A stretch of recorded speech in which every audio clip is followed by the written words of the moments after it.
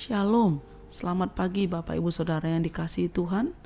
Salam sejahtera buat saudara semua dimanapun berada. Saya mengajak Bapak Ibu Saudara untuk bersaat teduh dan berdoa dalam renungan penuntun kehidupan setiap hari. Kiranya damai sejahtera dan sukacita oleh Roh Kudus senantiasa melimpah dalam hati dan kehidupan kita semua.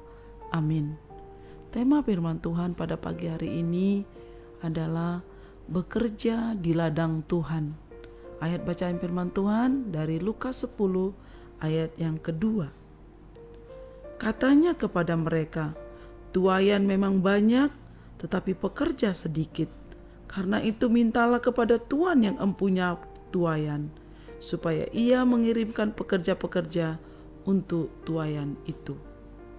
Saudara, kita percaya bahwa amanat agung Tuhan harus dilakukan supaya Tuhan datang yang kedua kalinya, saudara.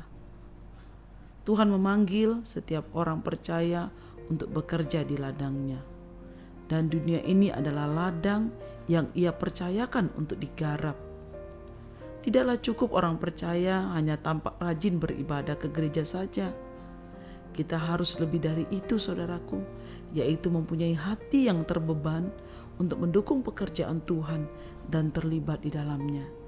Kita harus memiliki roh yang menyala-nyala untuk melayani Tuhan, saudara. Bukan hanya puas menjadi jemaat yang pasif tanpa melakukan apa-apa.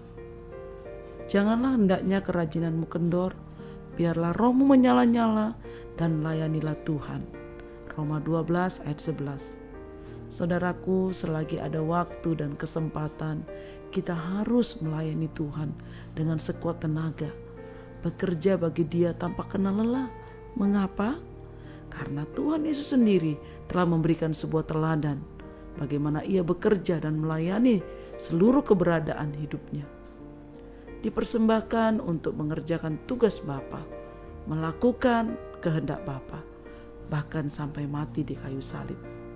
Tuhan Yesus memperingatkan, bekerjalah bukan untuk makanan yang akan dapat binasa, melainkan untuk makanan yang bertahan sampai kepada hidup yang kekal, yang akan diberikan Anak Manusia kepadamu, sebab Dialah yang disahkan oleh Bapa Allah kita dengan materainya. Yakobus 6, Yohanes 6 ayat 27, saudara. Mengingat sedikit waktu lagi kedatangan Tuhan yang kedua kali akan tiba, maka sisa waktu yang ada hendaknya kita pergunakan dengan sebaik-baiknya untuk bekerja bagi Tuhan. Renungkan, saudara. Untuk membuat sepotong kue diperlukan banyak pekerja. Kalau kue yang kelihatannya sepele, yang sekali makan langsung habis, memerlukan begitu banyak orang yang terlibat untuk membuatnya.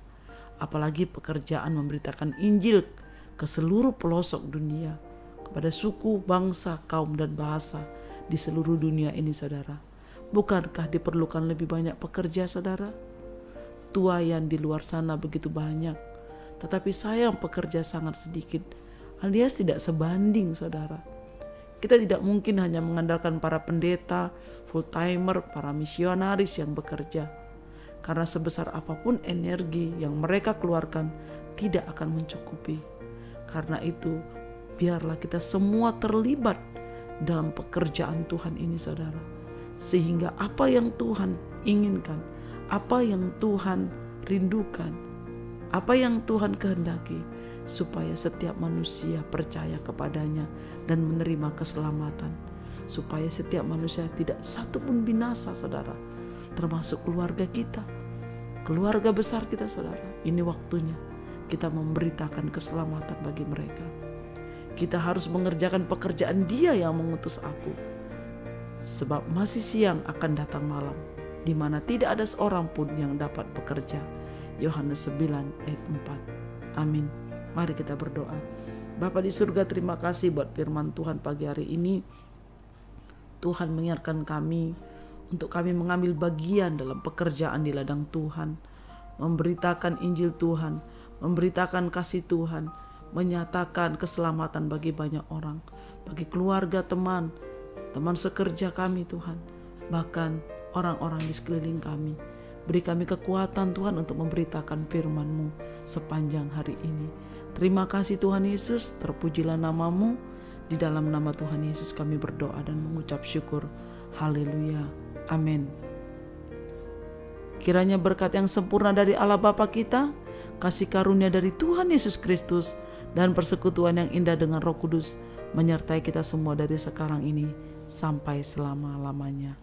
Maju terus dalam tuntunan Tuhan saudaraku, tetap semangat, sampai jumpa esok hari dalam penuntun kehidupan setiap hari. Tuhan Yesus memberkati.